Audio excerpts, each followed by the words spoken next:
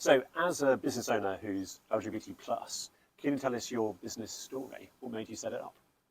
So, look, my inspiration is all things politics and business. So I wanted to kind of create a business that put all these things together. I saw the movie All the President's Men when I was about 16, and that was the inspiration.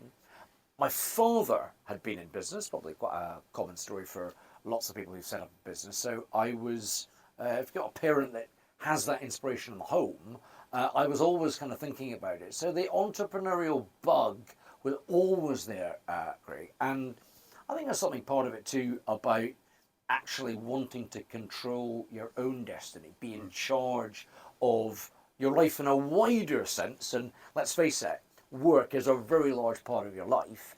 So there are many factors that kind of came together. But I wanted to go it alone and be an entrepreneur.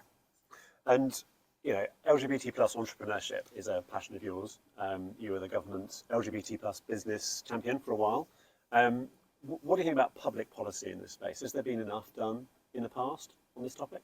So I think there's been a lot done for large businesses, big HR departments, a bit of bureaucracy, you might say. But the thing I was trying to do when I did the envoy role was to try and support the SME sector. Either support the SME sector in terms of helping to deliver best practice so they could go faster, like you can go faster on lots of other issues, but also actually knowing myself that culturally a smaller business can be more nimble, can go faster, to showcase some of the great businesses that are small and medium-sized, to allow them to be kind of leaders in terms of LGBTQ plus inclusion and equality. And there are many more out there than I think, shall we say, the newspapers would lead us to believe. So that big business angle is interesting, because if it starts off quite naturally within HR teams of big corporates, that's also quite London, isn't it? That's also quite corporate. So trying to get people to understand LGBT plus entrepreneurship spreads across the country is really important. And I remember you did an event in Manchester, I think it was, That's right. when you spun off stuff. So do you think that kind of UK-wide element is something that's been missing until now? Well, it's vital. I mean, there are two parts of this for me. One is a wider conversation about social mobility, not just LGBTQ plus, right? And for me, the two go hand in hand. And much of the conversation has kind of got itself wrapped in a bit of a culture war. That's not helpful. We actually want a society that lifts people up. We want people to be happy. We want people to be fulfilled. And fulfilled and happy people do brilliantly at work and create great businesses, right? So there are ways to, I think, change the nature of some of this conversation. Get out of the woke war stuff and turn this much, much more into a wider conversation about lifting, particularly from a sort of social inclusion, social mobility perspective. Those two things need to be linked. How do you get more role models standing up? Because you can only be what you can see, right? And it's quite hard in LGBT plus entrepreneurship. I know I spoke to quite a few when we started the project who said, oh, well, it's not really part of my business journey. And then they realize it actually has been, but they're not visible about it. And then they start becoming visible about it. I mean, how do you get more people to kind of promote that, really? So I've been in business almost 25 years, from setting up my own business at the start of the noughties. And for the first half of my business, I wasn't out. I was out to family and friends and out at the weekend. But, I still had that, that client conversation on a Friday. What are you doing for the weekend with your wife? And you've got a decision to make at that point. It's like a long-standing customer relationship. Do I go all in, or frankly, am I just a bit exhausted? It's been a very long, hard week. I'm just trying to keep my business spinning. Do I take that conversation to the next level? Well, about 10 years in, and of course you grow a balance sheet, you grow confidence, you realise that people are buying you for your skills and expertise and the products and services that you offer.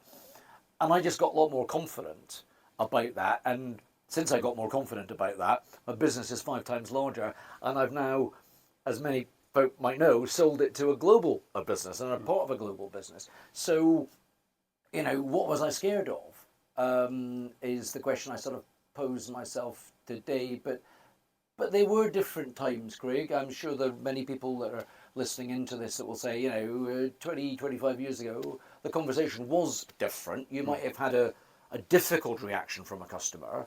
I'm pleased to say, actually, the reaction from a client or a customer now is hugely welcoming, but we've got to keep at it.